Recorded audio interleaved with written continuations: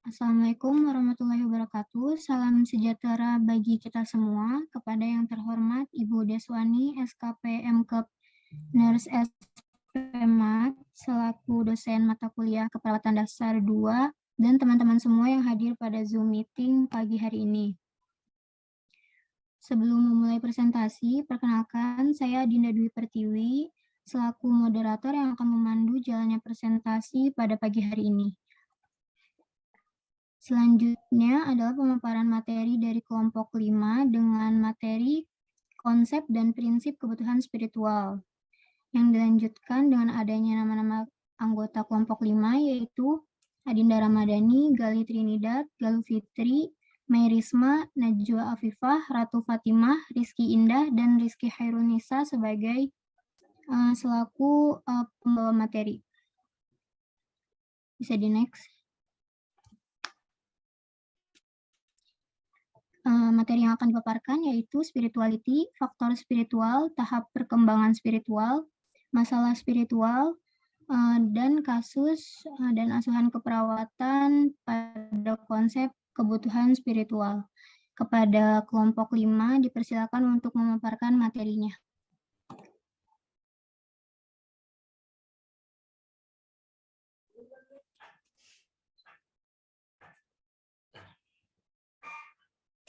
Konsep dasar kebutuhan spiritual. Definisi spiritual. Pengertian spiritual adalah konsep kompleks yang unik untuk setiap individu. Itu tergantung pada budaya, perkembangan, pengalaman hidup, kepercayaan, dan gagasan seseorang tentang hidup. Spiritualitas saat ini sering didefinisikan sebagai kesadaran akan diri sendiri dan hubungan dengan makhluk yang lebih tinggi, keseimbangan faktor fisik, fisiologis, sosiologis, budaya, mental dan spiritual. Spiritualitas penting dalam membuat individu mencapai keseimbangan yang dibutuhkan untuk menjaga kesehatan dan kesejahteraan, serta mengatasi penyakit. Penelitian menunjukkan bahwa spiritualitas secara positif mempengaruhi dan meningkatkan kesehatan, kualitas hidup, perilaku, promosi kesehatan, dan kegiatan pencegahan penyakit. Next.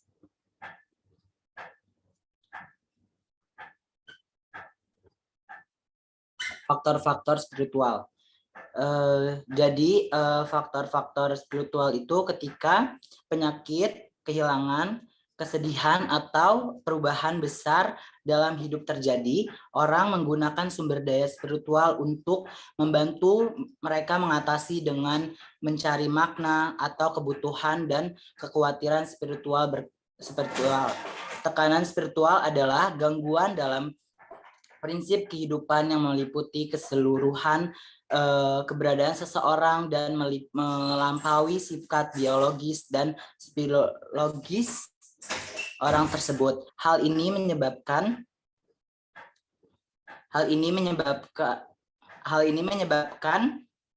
orang mempertanyai identitas mereka dan merasa terganggu, kehilangan kepercayaan dan merasa kesepian. Individu sering mempertanyakan nilai spiritual atau makna hidup mereka, mengajukan pertanyaan tentang cara hidup mereka, tujuan hidup, dan sumber makna. Faktor-faktornya itu yang mempengaruhi itu ada penyakit akut. Penyakit akut yang terjadi secara tiba-tiba dan secara terus-menerus menyebabkan tekanan spiritual seringkali konflik berkembang di sekitar keyakinan seseorang dan makna hidup. Kemarahan adalah hal biasa, terkadang pasien mengungkapkannya pada Tuhan, keluarga, diri sendiri, dan perawat. Kekuatan spiritualitas pasien mempengaruhi bagaimana pasien mengatasi penyakit yang tiba-tiba dan seberapa cepat pasien menuju kepulihan. Yang kedua itu ada penyakit kronis. Penyakit kronis yang mengancam kebebasan seseorang, menimbulkan ketakutan, kecemasan, dan tekanan spiritual. keberdayaan, dan kehilangan pemahaman tujuan hidup mengganggu kemampuan untuk beradaptasi dengan perubahan pada fungsi tubuh seseorang. Pasien memiliki pemahaman kesejahteraan spiritual akan merasakan hubungan dengan kekuatan dengan orang lain dan dapat menemukan arti tujuan hidup tujuan hidup, akan dapat beradaptasi lebih baik dengan penyakit kronis yang dimilikinya, di mana akan membantu mencapai potensi dan peningkatan kualitas hidup mereka. Yang ketiga itu penyakit terminal. Penyakit terminal biasanya menyebabkan ketakutan akan rasa sakit fisik, isolasi, hal yang diketahui dan kematian, sehingga menciptakan ketidakpastian tentang apa arti kematian, membuat pasien rentan terhadap tekanan spiritual, memberikan perawat sangat penting karena kematian adalah bagian dari hidup yang meliputi kesehatan fisik, sosial, psikologis, dan spiritual pasien. Yang keempat itu pengalaman mendekati kematian. Beberapa perawat sedang merawat pasien yang memiliki pengalaman mendekati kematian. NDA itu sebutannya adalah fenomena psikologis dari orang-orang yang telah mendekati kematian klinis atau lebih pulih setelah dinyatakan meninggal. Kebanyakan individu menggambarkan melewati terowongan untuk menuju cahaya terang. Belum tentu bertemu dengan orang-orang yang lebih mendahului mereka dalam kematian dan merasakan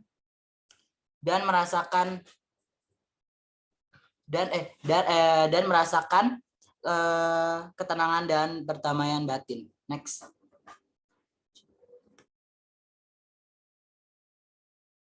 Selanjutnya ada tahap perkembangan spiritual. Yang pertama itu pada anak-anak, pada tahap ini anak-anak dapat mempelajari prinsip-prinsip spiritual dari kisah-kisah yang diceritakan oleh orang-orang di sekitarnya.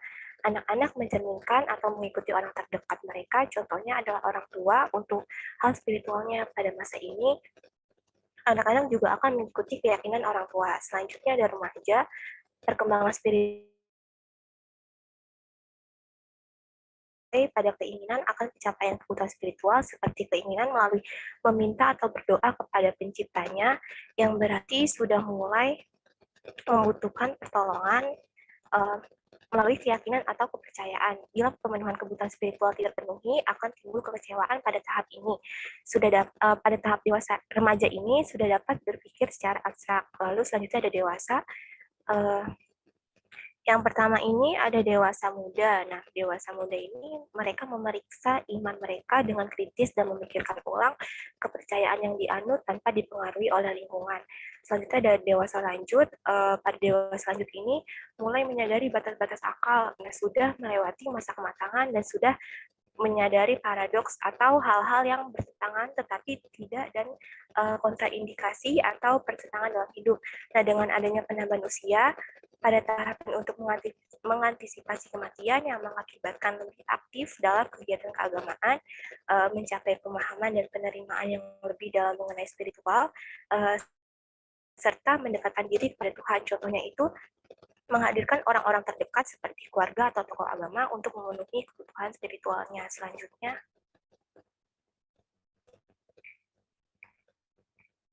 masalah spiritual. Pada masalah yang sering terjadi pada pemenuhan kebutuhan spiritual adalah distress spiritual, yang merupakan suatu keadaan ketika individu atau kelompok mengalami atau berisiko mengalami gangguan dalam kepercayaan yang memberi kekuatan, harapan, dan arti kehidupan. Ini menurut Potter 2010. Nah, distress spiritual ini mengacu pada gangguan dalam kepercayaan atas sistem nilai yang memberikan kekuatan, harapan, dan makna hidup.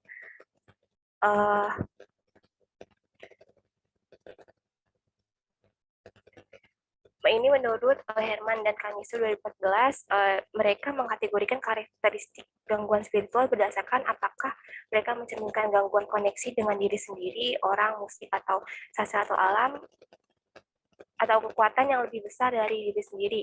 Distress spiritual menyebabkan seseorang merasa ragu, kehilangan keyakinan, dan rasa kesepian atau ditinggalkan. Nah, distress spiritual ini terjadi ketika ada konflik antara keyakinan seseorang dan regimen kesehatan yang ditentukan atau ketidakmampuan untuk mempraktikkan ritual biasanya.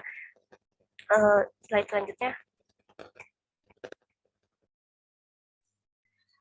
Contoh karakteristik yang menentukan masalah spiritual. Yang pertama ada mengungkapkan kekurangan harapan, makna hidup, penerimaan yang tidak memadai diri sendiri. Yang kedua ada mengungkapkan rasa ditinggalkan atau kemarahan terhadap kekuatan yang lebih besar. Yang ketiga adalah menolak interaksi dengan orang lain. Yang keempat ada menunjukkan perubahan mendadak dalam praktik spiritual. Yang kelima ada meminta atau menolak untuk berinteraksi dengan seseorang pemimpin spiritual. Yang keenam ada tidak tertarik pada alam atau literatur spiritual. Selanjutnya ada pendekatan proses keperawatan dalam memenuhi kebutuhan spiritual. Selanjutnya, jadi yang pertama ada pengkajian. Tujuan pengkajian spiritual adalah untuk mengetahui kebutuhan spiritual pasien, baik institusi masih melakukan anamnesis awal dengan pertanyaan yang berfokus pada kondisi spiritual pasien. Dengan memberikan pertanyaan yang berfokus pada kondisi spiritual pasien seperti apa tradisi keagamaan pasien, apakah ada komunitas keagamaan yang di luar yang perlu dikabari. Terus ada pasien dengan kebutuhan atau praktik spiritual keagamaan pasien. Dalam beberapa kasus, tekanan spiritual diungkapkan dengan kemarahan, depresi, atau menangis. Perawat perlu mengantisipasi hal ini untuk menentukan apakah perawatan spiritual diperlukan dalam memperhatikan kebutuhan keagamaan pasien seperti Al-Quran atau kitab, sampai ini digunakan sebagai ucapan sehari-hari seperti kalimat insya Allah atau puji Tuhan. Selanjutnya. Di sini ada metode pengkajian spiritual, metodenya VIKA. Yang pertama ada faith belief, iman, keyakinan, arti. Apakah Anda menganggap diri Anda spiritual atau religius? Jika pasien menjawab tidak, perawat bertanya, apa yang membuat hidup Anda bermakna? Nah, yang kedua, importance and influence, pentingnya dan pengaruh. Seberapa penting iman atau keyakinan Anda terhadap kehidupan Anda? Apakah Anda memiliki keyakinan khusus yang mungkin mempengaruhi keputusan perawatan kesehatan Anda? Lalu yang ketiga ada community, masyarakat. Apakah Anda bagian dari komunitas spiritual atau religius? Atau apakah ada kelompok inti orang yang sangat Anda cintai atau yang penting bagi Anda? Komunitas seperti gereja, kuil, dan masjid itu dapat berfungsi sebagai sistem pendukung yang kuat untuk beberapa pasien. Lalu yang keempat ada address, action in care atau tindakan dalam keperawatan. Ini bagaimana seharusnya penyedia layanan kesehatan menangani ini masalah dalam perawatan kesehatan Anda. Rujukan ke pendeta dan penyedia perawatan spiritual lainnya.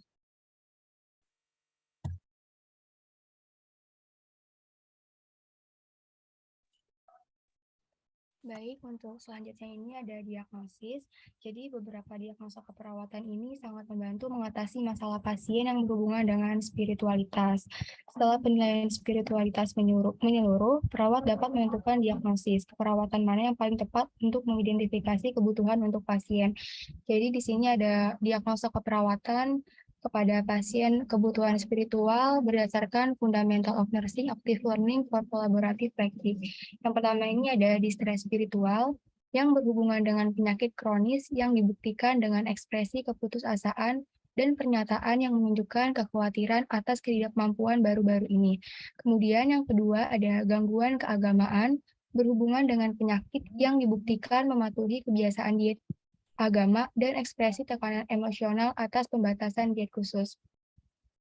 Kemudian yang ketiga ada kesiapan untuk meningkatkan religiusitas yang dibuktikan dengan menolak kebiasaan yang merugikan dan mengupayakan rekonsiliasi dengan anggota keluarga yang sebelumnya tersaing. Kemudian yang keempat ada moral distress, terkait konflik budaya antara medis dan keyakinan agama yang dibuktikan dengan ekspresi keprihatinan tentang penolakan oleh umat beragama dan keraguan dalam menerima transfusi darah. Kemudian yang terakhir ada konflik keputusan terkait dengan keyakinan pribadi yang tidak jelas yang dibuktikan dengan mempertanyakan keyakinan pribadi saat membuat keputusan dan pengambilan keputusan yang tertunda selanjutnya.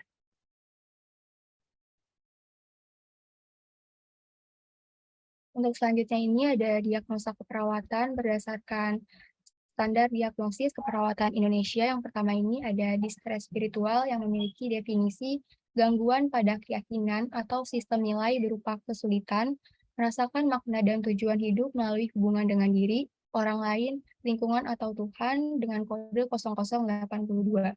Kemudian yang kedua ada keputusasaan dengan definisi kondisi individu yang memandang adanya keterbatasan atau tidak tersedianya alternatif pemecahan pada masalah yang dihadapi dengan kode D0088. Kemudian yang ketiga ada diagnosa coping tidak efektif yang memiliki definisi ketidakmampuan menilai dan merespon stresor atau ketidakmampuan menggunakan sumber-sumber yang ada untuk mengatasi masalah dengan kode D0096. Kemudian yang terakhir ada risiko distres spiritual yang memiliki definisi beresiko mengalami gangguan keyakinan atau sistem nilai pada individu atau kelompok berupa kekuatan, harapan, dan makna hidup dengan kode D0100 selanjutnya. Baik, selanjutnya yang ketiga perencanaan. Standar perencanaan keperawatan untuk pasien yang menunjukkan kebutuhan spiritual berdasarkan sumber dari Fundamental of Nursing Active Learning for Collaborative Practice. Perencanaan keperawatannya itu label diagnosa keperawatan Nanda 1 dengan pernyataan diagnosa keperawatan. Distres spiritual yang berhubungan dengan penyakit kronis yang dibuktikan dengan ekspresi keputusasaan dan pernyataan yang menunjukkan kekhawatiran atas ketidakmampuan untuk berdoa baru-baru ini. Lalu hasil keperawatan klasifikasi atau NOC, Coping 1302 melaporkan peningkatan kenyamanan psikologis 130218. Lalu klasifikasi intervensi keperawatan atau NIC, peningkatan coping 5230 mendorong kami untuk sumber spiritual jika perlu. Bisa the next. Ya, selanjutnya ada implementasi dan evaluasi. Intervensi perawatan spiritual adalah tindakan yang bertujuan untuk mempromosikan spiritualitas orang lain. Mengenali kebutuhan spiritual dan memberikan intervensi spiritual dapat terjadi secara spontan. Ketika ada perawat yang mengenali isyarat pasien, penting untuk menentukan lebih lanjut apakah pasien membutuhkan bantuan untuk mendorong refleksi, hubungan dengan orang lain, atau ritual iman. Jadi, peran perawat ini untuk mendorong hubungan antara pasien sama perawatnya, dan intervensi yang tepat dapat mencakup menavigasi kebijakan dan prosedur terkait kunjungan dan menilai keluarga dari ketakutan yang pernah ada terkait peralatan dan teknologi medis seperti ventilator atau monitor jantung. Selanjutnya.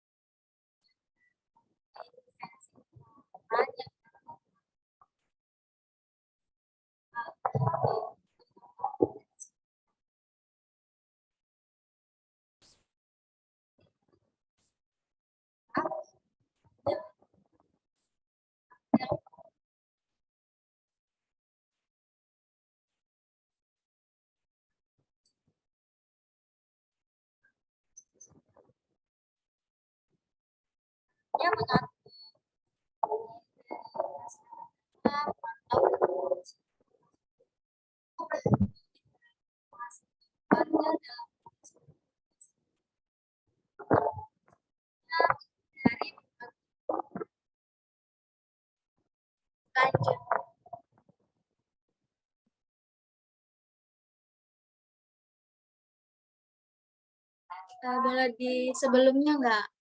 Masih belum siap. Selanjutnya mengintegrasikan keluarga ke dalam latihan spiritual sebagaimana semestinya.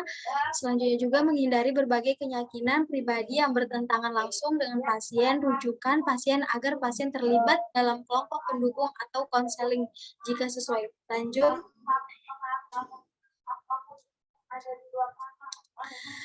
Dari perspektif spiritual, perawat menilai pasien dengan melihat bagaimana mereka menanggapi intervensi yang diberikan dan menentukan apakah tujuan dari perencanaan dan intervensi dapat diterima dan dicapai.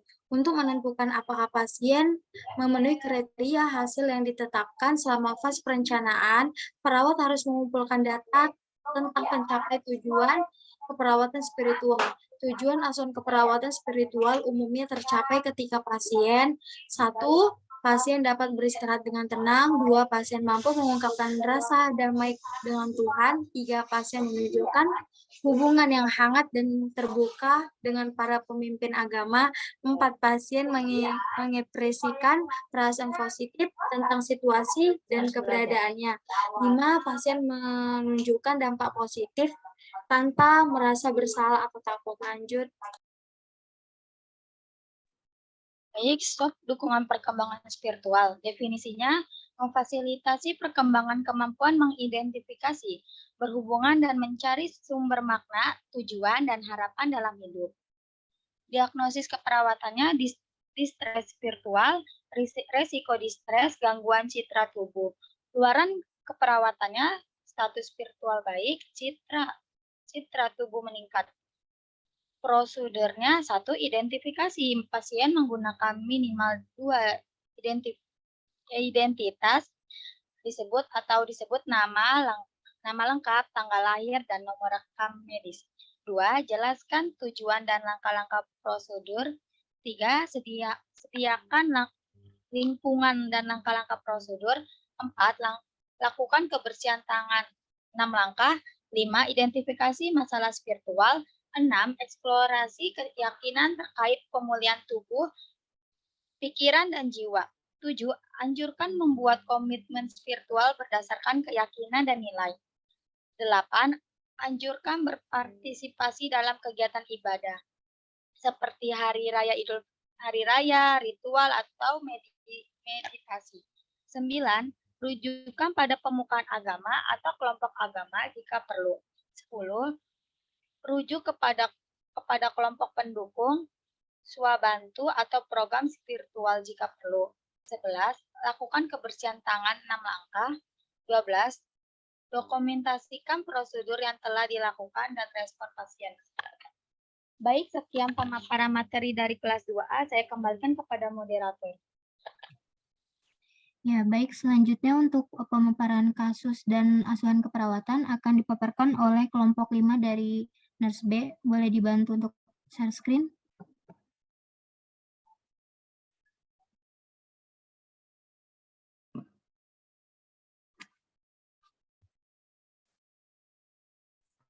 Iya, izin masuk moderator. Sebelumnya terima kasih banyak atas pemaparan materi yang telah disampaikan kelompok 5 kelas A. Selanjutnya di sini kelompok 5 kelas B akan melanjutkan pemaparan materinya. Boleh ke nama-nama kelompoknya dulu.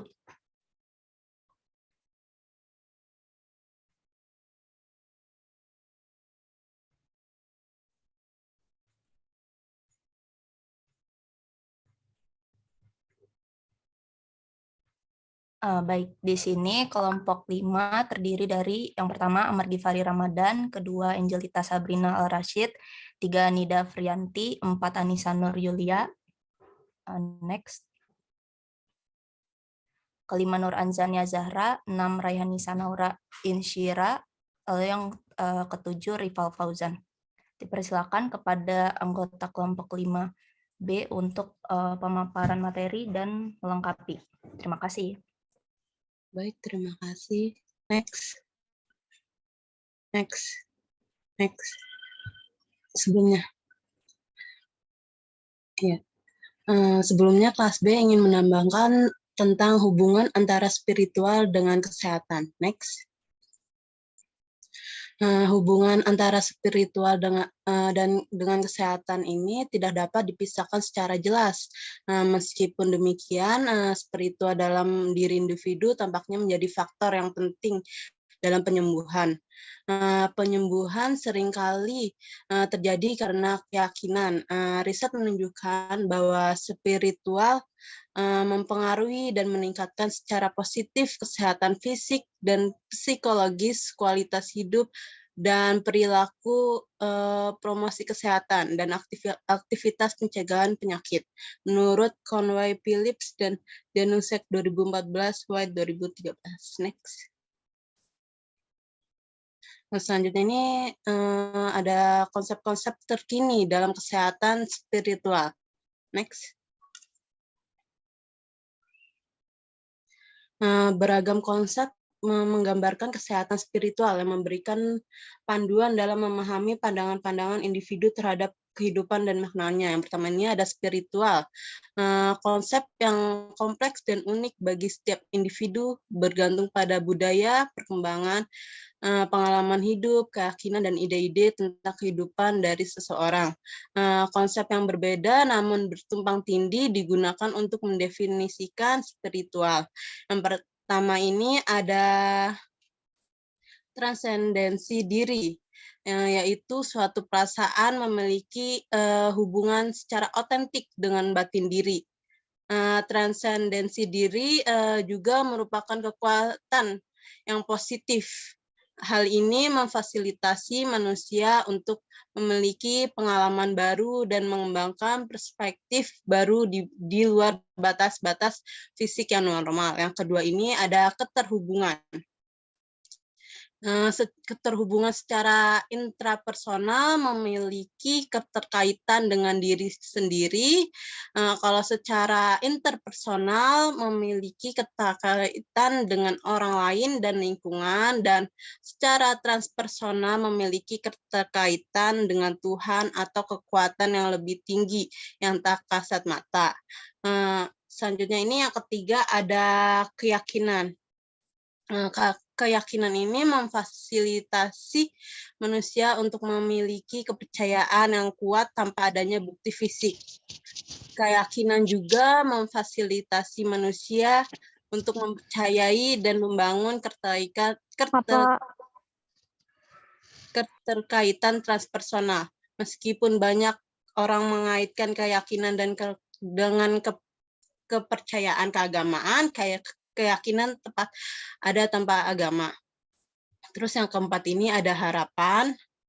Harapan ini memiliki makna yang beragam berdasarkan bagaimana harapan dirasakan.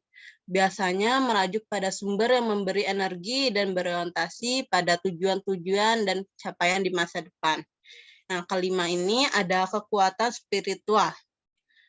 Kekuatan spiritual ini memberikan manusia kemampuan untuk menemukan perasaan memiliki kekuatan diri yang dinamis dan kreatif untuk digunakan ketika membuat keputusan yang sulit. Dan yang keenam ini ada kedamaian diri.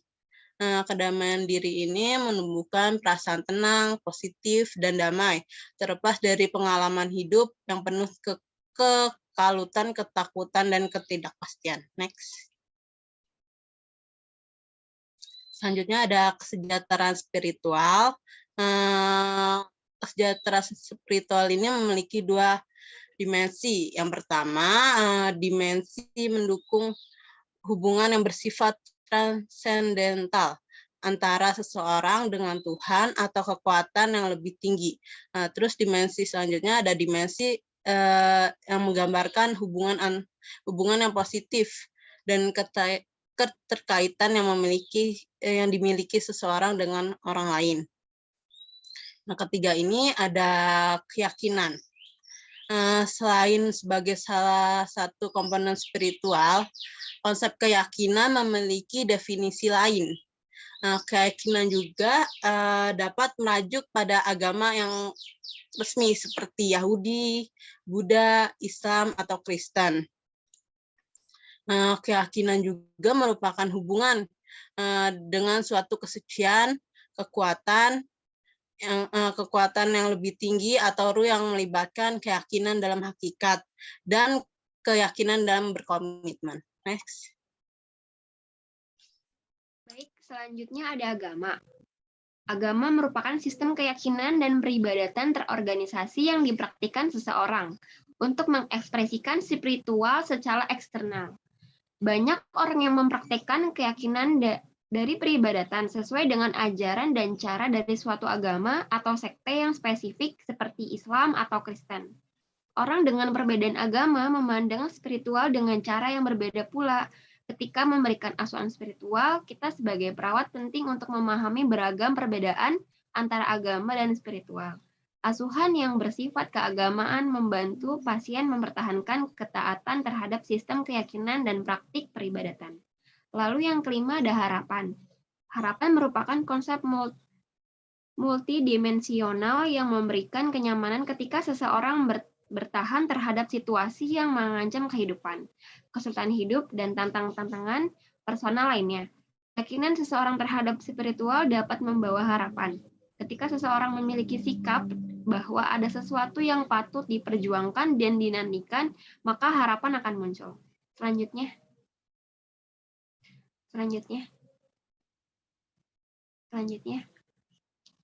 Baik, di sini ada indikator seseorang dikatakan sehat spiritual menurut Cozier. Yang pertama itu ada beriman, yang kedua ada berharap, yang ketiga memiliki makna dan tujuan hidup, yang keempat perasaan damai, yang kelima kemampuan mencintai, yang keenam kemampuan untuk memaafkan, yang ketujuh kemampuan untuk berdoa, yang kedelapan kemampuan untuk ibadah. Selanjutnya memiliki pengalaman spiritual dan melakukan kegiatan ibadah dan membaca. Selanjutnya berpartisipasi dalam meditasi. Selanjutnya berekspresi melalui lagu, berekspresi melalui seni, berekspresi melalui tulisan. Dan keterhubungan dengan diri sendiri. Selanjutnya ada keterhubungan dengan orang lain. Dan yang terakhir dapat berinteraksi dengan orang lain untuk berbagi pikiran dan keyakinan. Selanjutnya.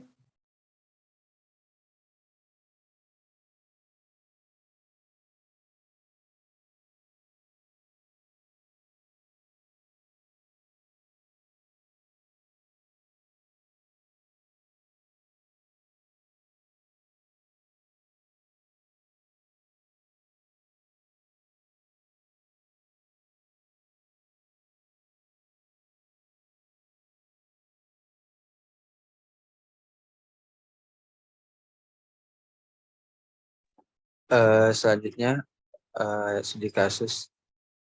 Next. Di sini ada kasus pada tanggal 8 Juni 2022 pukul 9 WIB, pasien yang bernama Tuan Supri berusia 67 tahun mengalami kecelakaan dan dibawa ke rumah sakit Melati. Tuan Supri dengan kondisi fraktur pada jari telunjuk tangan kanannya, agama Islam. Tuan Supri sering mengeluh nyeri seperti ditusuk-tusuk. Pasien tampak menahan nyeri dan meringis saat menggerakkan jari telunjuk tangan kanannya. Pasien tampak gelisah dan tidak dapat tidur pada malam hari karena masih teringat pada istrinya yang sudah meninggal pada umur 62 tahun karena kecelakaan. Tuan Supri sering terlihat termenung, melamun, dan sulit diajak berkomunikasi. Sebelum terjadi peristiwa tersebut, klien rajin beribadah, tetapi setelah kejadian, klien jadi jarang beribadah dikarenakan merasa Tuhan tidak adil. Pasien mengeluh sulit untuk menulis dan memegang benda menggunakan tangan kanannya. Setiap kali perawat berkomunikasi dan membahas tentang istri klien, klien selalu menangis dan berkata semua karena salahnya. Saya salah yang membuat istri saya meninggal dunia. Setelah dilakukan pemeriksaan tekanan darah pasien, 180/110 mm air raksa, suhu 37 derajat Celcius, nadi 82 kali per menit, dan pernapasan 2 kali 1 per menit. Bila diukur skala nyeri itu 6, kesadaran pasiennya yaitu kompos mentis. Selanjutnya. Di sini ada pengkajian keperawatannya. Identitas pasiennya yang pertama namanya Tuan Supri, umur 67 tahun, jenis kelamin laki-laki, tempat tinggal Ciracas, Kecamatan Cipayung, status menikah sudah menikah, agamanya Islam, asalnya suku Jawa, pendidikannya SMA. Nomor nomor sakit. Nomornya 17393. Tanggal masuk rumah sakit Pasar Rebonya 8 September 2001. Diagnosa medisnya fraktur pada jari telunjuk tangan kanan. Selanjutnya,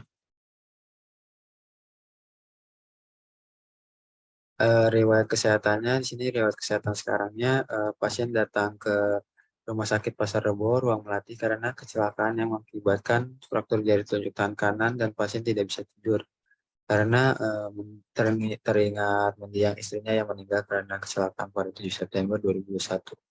Pasien suka menyalahkan dirinya sebagai penyebab meninggalnya istri dan pasien kesulitan untuk melakukan aktivitas.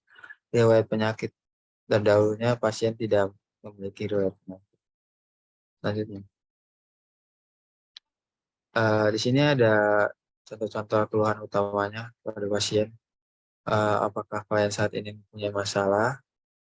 Pasien suka menyalahkan dirinya sebagai penyebab meninggalnya istri dan pasien kesulitan untuk melakukan aktivitas. Yang B, apakah klien ada keluhan tentang kehidupan beribadah klien? Sebelum sakit itu tidak ada, setelah saat sakit itu klien jarang beribadah karena klien merasa Tuhan itu tidak adil. Selanjutnya. Ya, selanjutnya itu ada data fokus, A, data subjektif. Yang pertama itu ada keyakinan dan makna. Menurut klien, arti hidup klien seperti apa sebelum sakit? Sebuah alasan dan motivasi yang kuat yang mendukung untuk menjalani hidup sesuai apa yang dicapai. Saat sakit tidak ada. Yang kedua, menurut klien, apa yang memberi arti hidup klien? Misalnya kejadian, peristiwa, atau pengalaman tertentu yang berkesan atau membuat klien berubah. Sebelum sakit, menikah dengan istrinya, mempunyai anak, dan menjadi keluarga yang harmonis. Saat sakit, tidak ada. Selanjutnya, yang ketiga itu bagi klien apa hal yang paling penting dalam kehidupan klien? Sebelum sakit, istri dan keluarga. Saat sakit, tidak ada. Yang keempat, apakah klien merasa tujuan hidupnya berkurang? Ya. Selanjutnya ada autoritas dan pembimbing. Yang pertama itu apa yang membuat klien kuat dalam menghadapi kehidupannya. Sebelum sakit, istri dan keluarganya. Saat sakit, keluarganya. Yang kedua, ketika klien memiliki masalah, siapa yang biasanya menolong klien? Sebelum sakit, keluarga dan sahabat. Saat sakit, keluarga dan sahabat. Terus selanjutnya itu ada ritual dan ibadah. Yang pertama itu bagaimana kebiasaan beribadah klien, baik dalam keluarga maupun masyarakat. Sebelum sakit, klien rajin beribadah. Saat sakit, klien jarang beribadah karena merasa Tuhan tidak adil. Yang kedua, bagaimana peran anggota keluarga atau sahabat klien dalam menjalankan kebiasaan beribadah. Sebelum sakit, klien biasanya melakukan ibadah bersama istri dan anaknya. Saat sakit, klien beribadah sendiri. Selanjutnya, yang ketiga itu beberapa kali klien mengikuti kajian keagamaan. Sebelum sakit, klien merasa mengikuti kajian di sekitar rumahnya bersama istrinya. Saat sakit, klien tidak pernah mengikuti kajian keagamaan lagi. Yang keempat, apakah klien pernah membutuhkan kegiatan spiritual? Ya. Yang kelima, dalam keadaan seperti apa klien membutuhkan dukungan spiritual? Sebelum sakit, ketika klien sakit, saat sakit, ketika klien sakit. Yang keenam, apakah masalah yang sedang klien alami mempengaruhi atau mengganggu pola kepercayaan klien dalam beribadah? Ya. Yang nomor 7, apakah klien menerapkan prinsip moral, aturan, kepercayaan personal, nilai personal pada saat mengambil keputusan? Tidak. Yang ke-8, apakah klien kesulitan menaati aturan kepercayaan dan ritual? Tidak. Yang ke-9, apakah klien tetap yakin berdoa ketika masalah datang seperti keuangan menipis? Tidak. Yang ke-10, bagaimana upaya spiritual klien dalam menyelesaikan masalah yang sedang dihadapi? Sebelum sakit, klien tetap taat beribadah dan meminta pertolongan kepada Tuhan. Saat sakit, klien hanya beribadah karena kewajiban, bukan untuk menyelesaikan masalah yang sedang klien hadapi. Selanjutnya, angka 11, bagaimana cara klien menjalankan ibadah saat klien sakit? Sebelum sakit, klien rajin beribadah dan taat beribadah dengan khusyuk. Saat sakit, klien sholat dalam keadaan bersedih dan tidak khusyuk. Yang selanjutnya itu ada dorongan dan pertumbuhan. Yang pertama itu bagaimana kebiasaan beribadah klien sekarang dibanding dulu. Sebelum sakit, klien rajin beribadah. Saat sakit, klien jarang beribadah dikarenakan merasa Tuhan tidak adil? Yang kedua, apakah ada perubahan tentang pandangan kalian mengenai keyakinan dalam beragama pada saat ini dan masa lalu? Ya. Yang selanjutnya itu ada spiritualitas dan kesehatan spiritual. Yang pertama itu hal apa yang memberikan kekuatan saat kalian mengalami masa sulit. Sebelum sakit, istri dan keluarganya yang selalu mendukung kalian. Saat sakit tidak ada. Yang kedua, aspek spiritual apa yang kalian rasakan sangat membantu. Sebelum sakit berdoa, ketika ada masalah, saat sakit tidak ada. Yang ketiga itu masalah spiritual apa yang kalian diskusikan. Sebelum sakit tidak ada, kalian adalah orang yang rajin dan taat beribadah. Saat sakit, kalian tidak ikhlas atas perginya istri dan kalian merasa Tuhan tidak adil.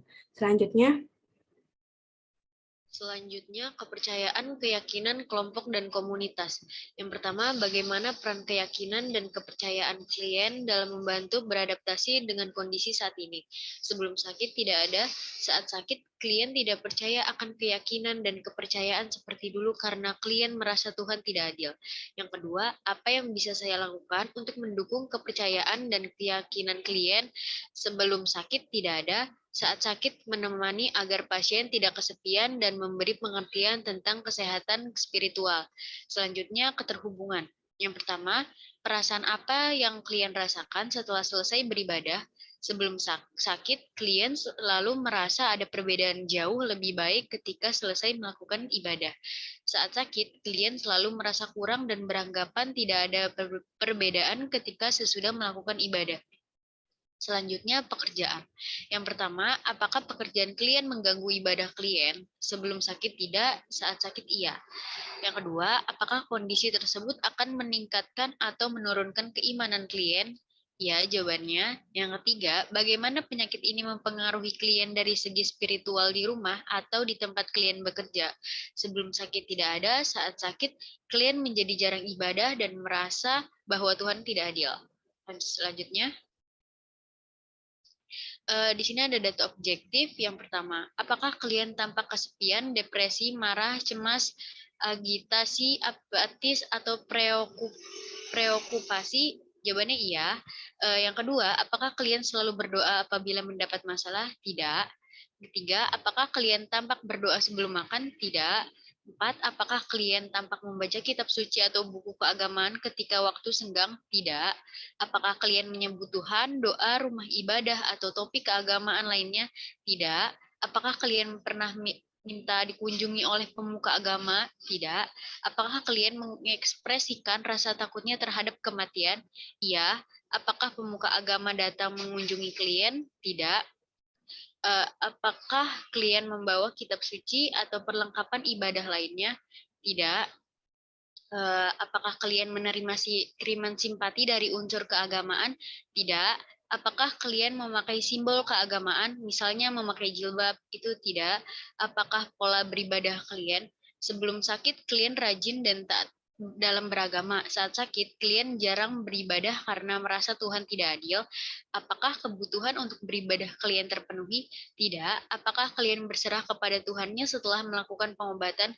Tidak. Selanjutnya, analisa data, nama pasien, umur Tuan Supri, umurnya 67 tahun, ruangan Melati, nomor kamar 9, nomor register 0025, 3447, analisa datanya, DS, pasien berkata bahwa kematian istrinya adalah kesalahannya, terus DO-nya, pasien tampak gelisah dan sulit tidur, pasien sering melamun, termenung, dan sulit diajak berkomunikasi, pasien menangis menceritakan istrinya, terus etiologinya itu kematian orang terdekat, masalahnya di stres spiritual. Next.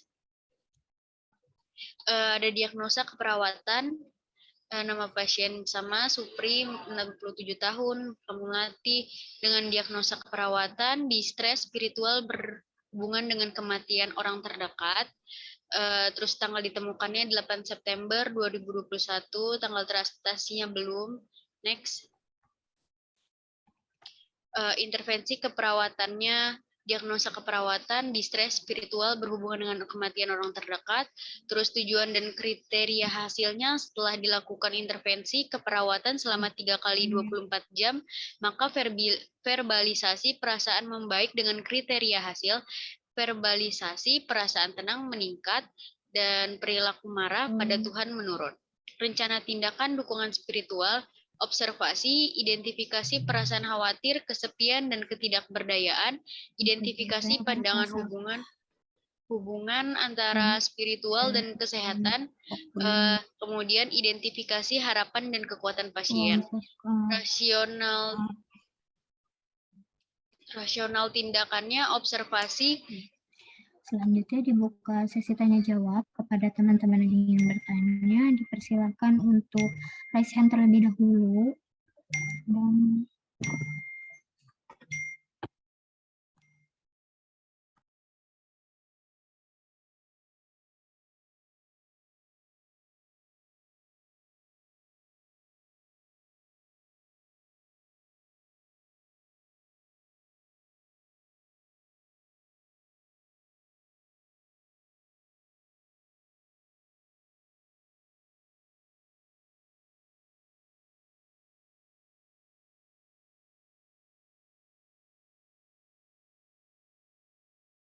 Halo, tanya jawabnya nanti aja setelah semua presentasi kali ya.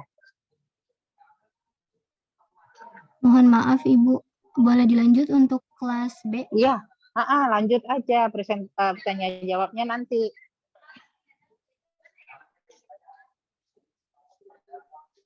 Kemudian observasinya mengetahui perasaan pasien, yang kedua mengetahui makna dan tujuan hidup pasien, dan yang terakhir mengetahui harapan pasien, kekuatan pasien. Next.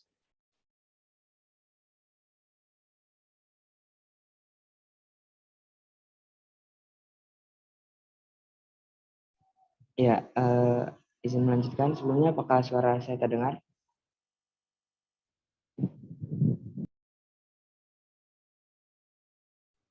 Ya, terdengar, Amar. Oke, baik, izin melanjutkan ya. Di sini ada tujuan dan kriteria hasil. Yang pertama ini ada verbalisasi perasaan bersalah menurun, verbalisasi menyalahkan diri sendiri menurun, interaksi dengan orang lain membaik. Rencana tindakannya ini ada terapeutik, berikan kesempatan mengekspresikan perasaan tentang penyakit dan kematian, yakinkan bahwa perawat bersedia mendukung selama masa ketidakberdayaan. Lalu untuk rasional tindakannya ini terapeutik, berikan kesempatan mengekspresikan perasaan tentang penyakit dan kematian, lalu yakinkan bahwa perawat bersedia mendukung selama masa ketidakberdayaan. Lalu untuk edukasinya ini ada anjurkan berinteraksi dengan keluarga, teman, atau orang lain. Next.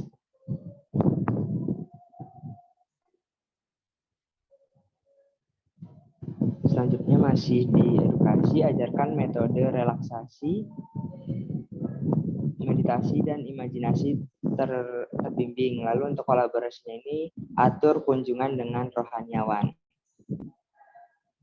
Next.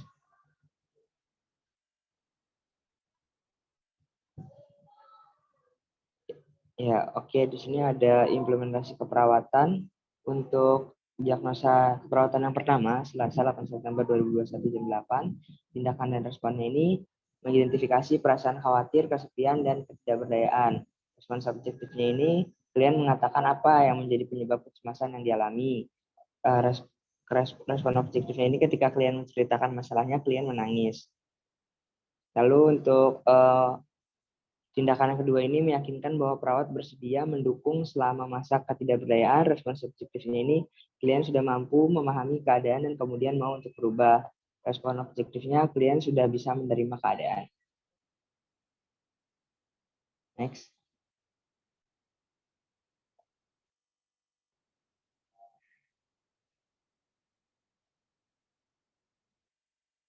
Next.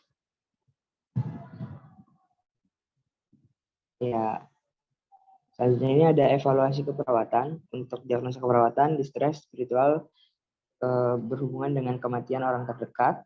Untuk evaluasinya ini ada subjektifnya, klien mengatakan sudah dapat menerima keadaan, tidak lagi merasa kesepian dan rasa takut dan cemasnya hilang. Objektifnya, klien tampak lebih tenang dan santai. Sebenarnya ini masalah teratasi seluruhnya. Lalu untuk plannya intervensi dihentikan. Next.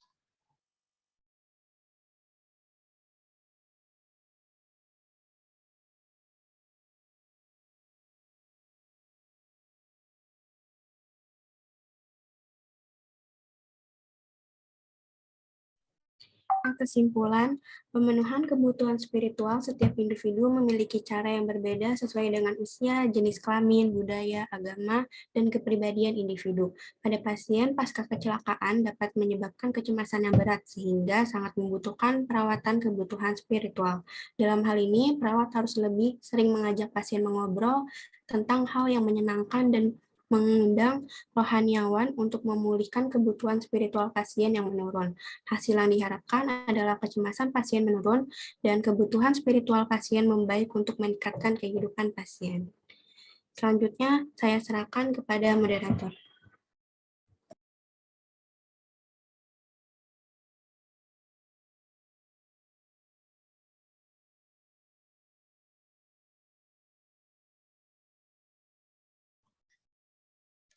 Ya, selanjutnya dibuka sesi tanya jawab kepada teman-teman yang ingin bertanya. Dipersilakan untuk raise hand terlebih dahulu dan sebutkan bertanyanya kepada kelompok dari A atau kelompok dari B.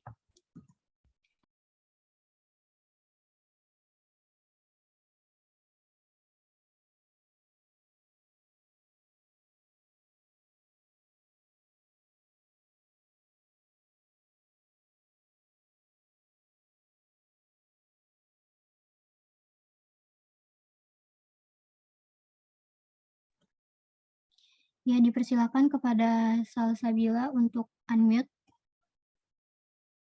Ya, terima kasih moderator. Izin bertanya, saya Salsabila Sania Balkis. Izin bertanya kepada kelompok kelas A. Kan kalau misalnya nih perawat yang memberikan asuhan keperawatan kepada pasien kebutuhan spiritual, itu ada nggak sih dampak bagi perawat itu sendiri? Terima kasih. Ya, pertanyaannya akan ditampung. Selanjutnya kepada Risma, dipersilakan. Ya, sebelumnya izin memperkenalkan diri, saya Risma Pikandita. Saya ingin bertanya ke kelompok kelas A. Mengapa perawatan spiritual dianggap sangat penting dilakukan pada pasien dengan kondisi kritis?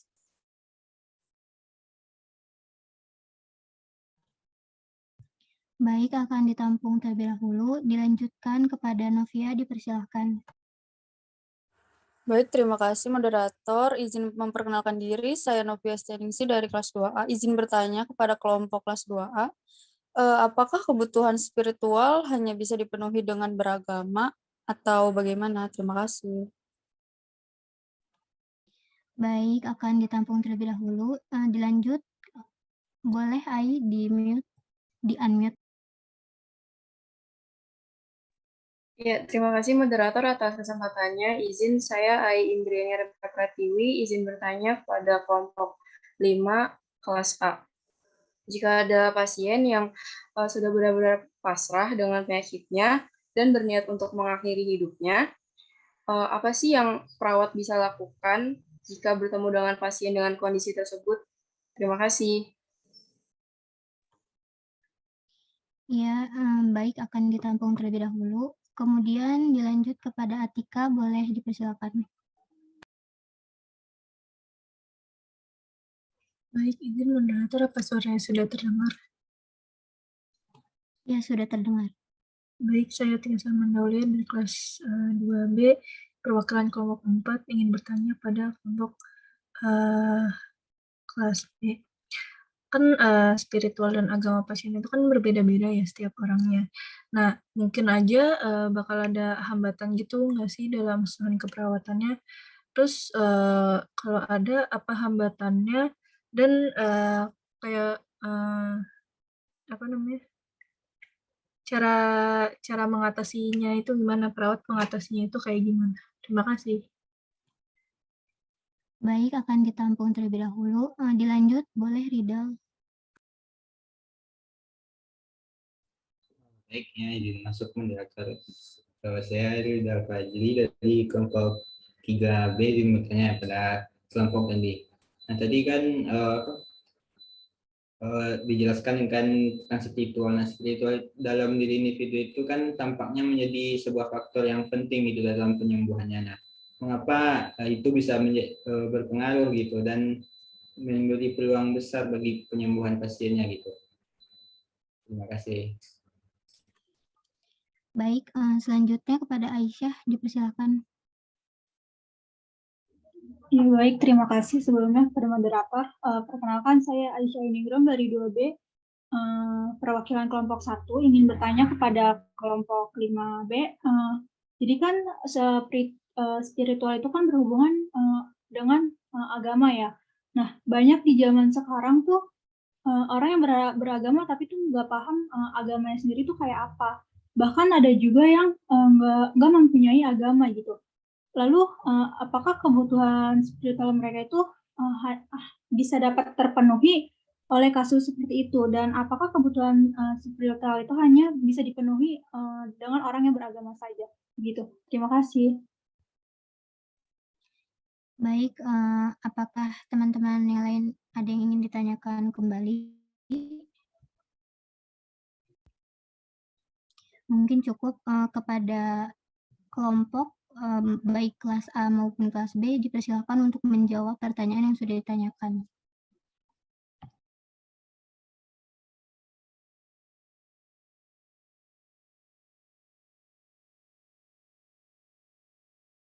Izin masuk, moderator.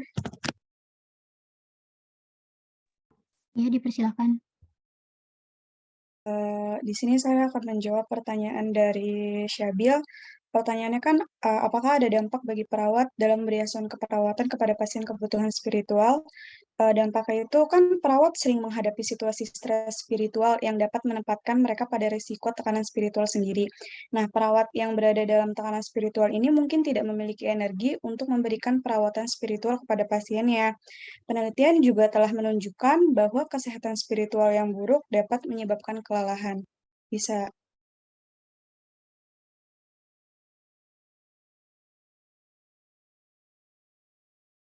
Izin masuk, Mat. Ya, dipersilakan. Izin menambahkan jawaban dari Merisma untuk pertanyaan dari Shell Syabila. Jadi untuk tambahannya itu, jadi dalam memberikan perawatan spiritual ini kan sering terjadi dalam kondisi di mana ada kondisi yang menyedihkan seperti pasien yang memiliki penyakit terminal, contohnya itu kayak kanker, sehingga terjadi distres spiritual karena merasa putus asa akan hidupnya. Nah, itu dapat mempengaruhi tekanan dari spiritual perawat dan akan menyebabkan ketidakmampuan untuk memberikan perawatan spiritual di masa depan atau di masa yang akan datang. Nah, penelitian secara konsisten juga menunjukkan bahwa orang yang mengalami tekanan spiritual ini akan mengalami kesulitan dalam memberikan perawatan spiritual. Jadi, oleh karena itu, perawat ini perlu memperhatikan kesehatan spiritual mereka sendiri untuk memberikan perawatan spiritual agar tidak terjadi risiko tekanan spiritual pada perawat itu sendiri. Apakah bisa diterima, Syalsabila, tambahannya? Baik, terima kasih Adinda Ramadhani dan Merisma atas jawabannya sudah jelas. Terima kasih.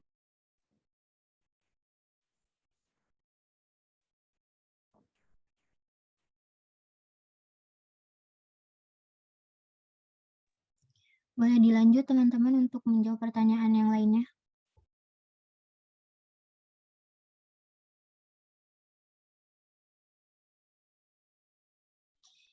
Iya, Mar, dipersilakan.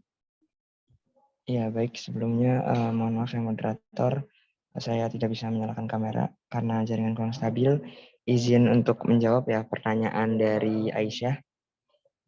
Pertanyaannya itu spiritual berhubungan dengan agama. Banyak orang di zaman sekarang beragama namun tidak mengerti agama, bahkan ada yang tidak memiliki agama. Lalu apakah kebutuhan spiritual mereka bisa terpenuhi dan apakah kebutuhan spiritual itu hanya bisa dipenuhi dengan beragama? Jawabannya menurut kelompok kami, kebutuhan spiritual ini tidak hanya bisa dipenuhi dengan beragama, bahkan kita bisa mendalami spiritualitas ini tanpa menjadi penganut dari agama apapun. Pemaknaan bisa dilakukan dengan observasi dari pengalaman-pengalaman hidup yang telah dialami oleh orang tersebut atau mengambil dari berbagai pemahaman yang ditemukan dalam tatanan sosial masyarakat orang tersebut. Sesuatu ini dapat diinterpretasikan sebagai apapun, tiap orang akan menginterpretasikan berbeda sesuai pengalamannya masing-masing. Maka dengan spiritualitas, tiap orang akan memaknai esensi dari keberadaannya di dalam kehidupan dan kebutuhan spiritual. Seperti itu, Aisyah. Bagaimana? Apakah terjawab? Iya, terima kasih, Amar. Iya, sama-sama. Izin masuk moderator. Ya, dipersilakan Indah. Mohon maaf dikarenakan on cam karena jaringan ya. Di sini saya izin menjawab pertanyaan dari Risma Pinkan Gita dengan pertanyaan mengapa perawatan spiritual dianggap sangat penting dilakukan pada pasien dengan kondisi kritis. Di sini saya akan menjawab perawatan spiritual dianggap penting karena perawatan spiritual juga dapat membuat pasien menerima kondisinya, merasa nyaman, dan dapat menjadi fasilitas untuk mengantarkan pasien pada kematian yang damai. Untuk kelompok ada yang mau ditambahkan dari pertanyaan Risma? Baik, izin masuk ya, Mut. Saya Rizky Hermonisa dari kelompok 5 kelas 2A, izin menambahkan jawaban untuk pertanyaan dari Risma. Jadi pada pasien dengan kondisi kritis ini, umumnya kan mereka terpasang terintubasi ya dan tidak sadarkan diri. Nah, kondisi ini itu tentunya berdampak pada psikologi, sosial, maupun spiritual pasien. Nah, sering juga kondisi ini tuh menimbulkan ketidakberdayaan dan keputusasaan pada pasien, yang pada akhirnya pasien ini berada dalam kondisi distress spiritual, di mana pasien sudah tidak lagi percaya sama Tuhan, tidak lagi melakukan ibadah, dan juga hilang pengharapan terhadap Tuhan. Maka dari itu, perawat dapat memberikan intervensi kepada pasien, mulai dari mendengar seluruh keluh kesah pasien, memfasilitasi pasien untuk melakukan ibadah sesuai agama yang dianutnya, dan tentunya perawat juga bisa mendatangkan pemuka agama untuk memberikan perawatan spiritual bagi pasien. Sekiranya seperti itu, tambahan dari saya apakah dapat diterima, Risma? Baik, terima kasih. Izin masuk, moderator. Ya, dipersilahkan. Saya ingin menjawab pertanyaan Novia Setianingsi. Apakah pertanyaannya, apakah kebutuhan spiritual hanya bisa dipenuhi dengan beragama? Jawabannya adalah tidak, dikarenakan di mana kita bisa mendalami apa itu spiritualitas tanpa menjadi penganutan dari agama apapun. Dengan pemaknaan bisa dilakukan dengan observasi dari pengalaman-pengalaman hidup yang telah dialami oleh diri kita sendiri, atau mengambil dari berbagai pemahaman yang ditemukan dalam tatapan sosial masyarakat dan melakukan pendalaman spiritual dari kita sendiri untuk menantakan akar dari keberadaan konektivitas diri terdapat suatu diri sendiri. Setiap orang menginterpretasi perbedaan dengan sesuai pengalaman masing-masing dalam pemaknaan akan adanya keberadaan itu dengan spiritualitas tersebut, karena setiap orang memaknai esensia dari keberadaan di dalam kehidupan. Apakah pertanyaannya Novia sudah jelas? Cukup jelas, terima kasih Ratu. Izin masuk moderator. Ya, izin sebelumnya, mohon maaf. Untuk teman-teman yang bertanya tadi bisa dikirim lagi lewat chat room biar kita bisa lihat sama-sama. Ya, dipersilahkan untuk Anissa. Baik, terima kasih moderator. Izin menjawab pertanyaan dari Atika. Nah, pertanyaannya, spiritual dan agama pasien itu kan berbeda-beda. Tentu saja ada hambatan dalam asuhan keperawatannya. Lalu apa saja hambatan dan bagaimana perawat mengatasinya? Izin menjawab, hambatan pelaksanaan spiritual yang pertama itu ada kesenjangan agama. Kesenjangan agama ini karena kurangnya ikatan atau afiliasi profesional dengan agama menyebabkan kebutuhan agama di pelayanan menjadi sengaja diabaikan.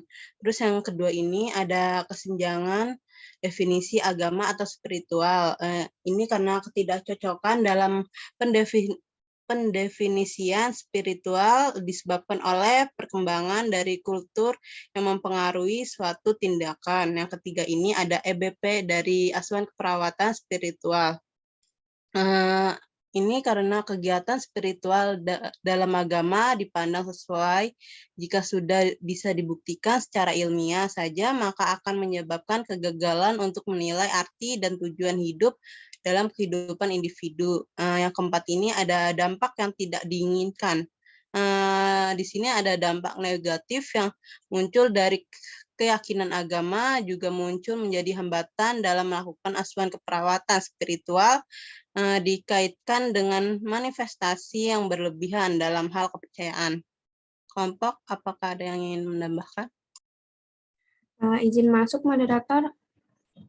Izin menambahkan ya dari Anissa Nurulia. Jadi hambatan asuhan keperawatan kebutuhan spiritual itu ada satu lagi, yaitu pelatihan, pendidikan, dan referensi. Perawat itu tidak mendapatkan pendidikan dan pelatihan yang memadai tentang keperawatan spiritual, baik saat pendidikan ataupun setelah bekerja, sehingga perawat tidak memberikan asuhan keperawatan spiritual itu karena perawat memandang agama sebagai masalah pribadi, spiritualitas merupakan masalah pribadi, perawat merasa tidak nyaman dengan agama atau kepercayaan, yang keempat itu perawat tidak tahu nih tentang asuhan keperawatan spiritual, yang kelima itu perawat menjalankan kebutuhan spiritual untuk kebutuhan psikososial, dan yang terakhir itu perawat memandang bahwa pemenuhan kebutuhan spiritual pasien itu bukan tanggung jawab perawat, melainkan tanggung jawab keluarga dan tokoh agama. Nah, yang perlu dilakukan perawat itu adalah mengikuti pelaksanaan pelatihan perawatan spiritual yang membutuhkan strategi untuk meningkatkan kesadaran perawat tentang dasar-dasar spiritual, mendukung perawat dalam mengatasi hambatan pribadi, dan mementoring kemampuan perawat dalam perawatan spiritual. Nah, seperti itu, apakah bisa dipahami? Iya, sudah bisa dipahami kelompok. Terima kasih. Izin masuk, moderator. Ya, dipersilahkan. Izin menjawab pertanyaan dari Ridal. Pertanyaannya itu, spiritual dalam diri individu tampaknya menjadi faktor yang penting dalam penyembuhan. Mengapa hal itu bisa berpengaruh dan memberi peluang besar bagi penyembuhan? Izin menjawab. Jadi spiritual itu kan bisa menuntun seseorang pada gaya hidup positif, perilaku sehat, dan menjadi sumber untuk dukungan dan kekuatan menghadapi stres dalam proses penyembuhan. Selain spiritual, itu ada hal yang dinamakan sugesti. Sugesti yang terdapat dalam diri sendiri akan memberikan pandangan dan dampak yang besar dalam suatu hal yang sedang terjadi. Jadi penyembuhan akan terlaksana apabila seseorang itu mempunyai sugesti yang baik dan yakin akan kesembuhan itu sendiri. Jadi spiritual tentu menjadi faktor yang penting dalam proses penyembuhan. Apakah sudah terjawab, Ridal? Ya, baik. Terima kasih atas jawabannya.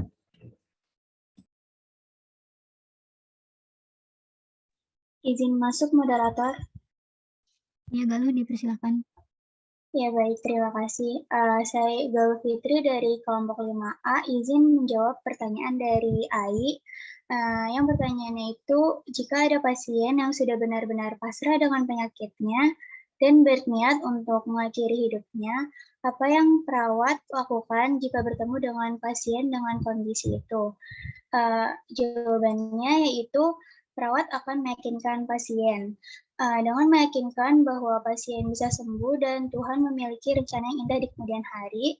Namun, jika memang dukungan dari perawat belum cukup atau masih kurang, perawat bisa berkolaborasi dengan tokoh agama dan atau mungkin dengan psikiater untuk membantu meningkatkan semangat hidup pasien tersebut. Apakah pertanyaannya sudah terjawab, Ai? Ya, sudah cukup terjawab. Terima kasih, Galuh. Ya, terima kasih kembali.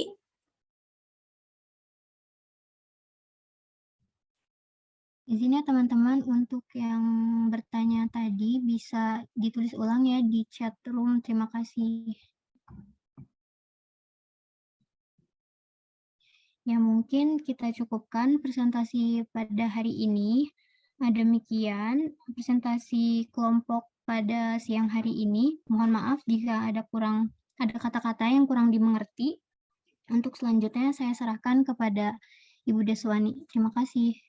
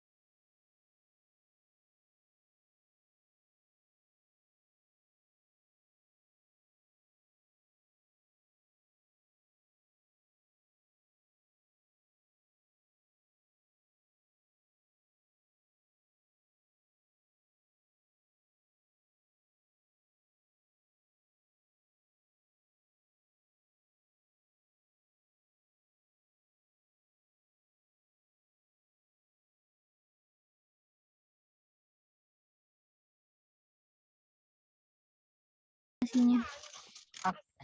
Oke, udah selesai. Coba tampilkan prosedur yang kalian temukan. Coba tampilkan prosedurnya apa? SOP-nya apa? Boleh dibantu teman-teman untuk share screen.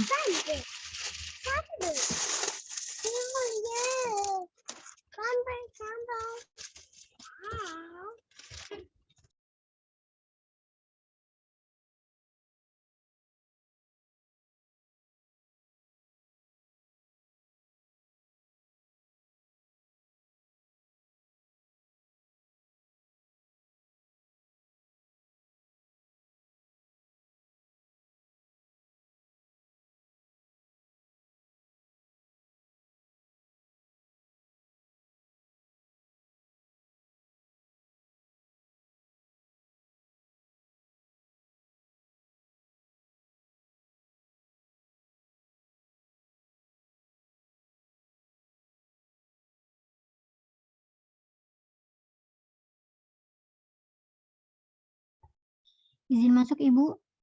Sudah ditampilkan. Ya, bentar ya.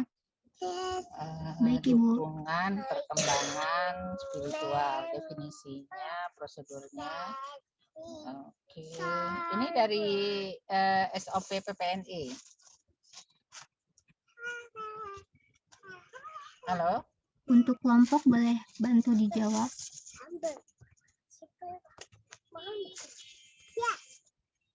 Halo? Kelompok? Izin menjawab, iya Ibu, dari Ya, PPNI. bisa dibuat dalam bentuk SOP enggak? Kalau ini kan di PPT ya. Di laporan bentuknya SOP enggak di makalah?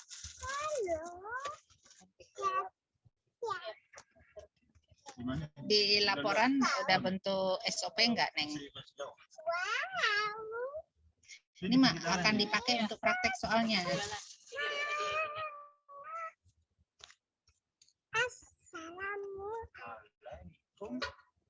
Halo? Oh, nggak ada yang bisa jawab ya? Coba SOP yang lainnya. SOP yang lainnya. Naikin lagi. Oh, di tower kayak Muruk Tower. Kayak Muruk Tower.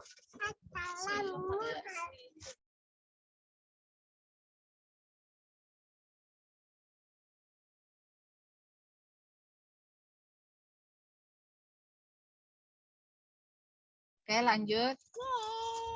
Lanjut, ada lagi. Jadi berapa SOP nih? Untuk spiritual berapa SOP yang kalian tampilkan?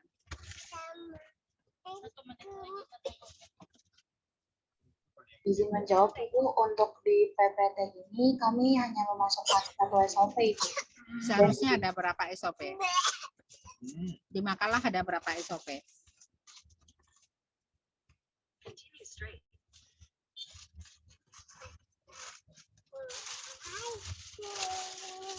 Karena setahu ibu udah buka soalnya SOP PPNI ada beberapa. Nah, yang kalian angkat di apa? Di makalah kalian berapa SOP?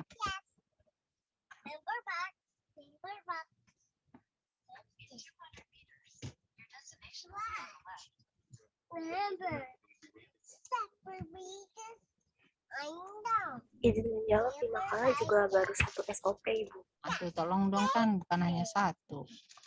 SOP-nya diambil semua SOP yang terkait dengan spiritual. Kalau aplikasi ke kasus mungkin hanya 1, tapi kalau secara konseptual ada berapa gitu, ditambahkan ya. Halo? Jadi nanti untuk apa? Untuk ini nanti bisa digunakan untuk kalian praktek nanti ya, karena belum tentu mereka hanya pada 1 diagnosa itu aja bisa diagnosa yang lain. Jadi jelas ya, untuk kelompok tinggal menambahkan aja SOP-nya. Secara keseluruhan sudah sesuai. Jadi Ibu rasa udah cukup untuk kelompok 2A dan 2B. Screenshot udah. Nah, Ibu rasa udah cukup ya. Oke, dengan demikian kita akhiri pertemuan hari ini. Ini sudah bagus apa yang disampaikan, cuman tinggal menambahkan dari materi dari kedua kelompok ini. Ya, oke, silakan moderator, Ibu rasa cukup.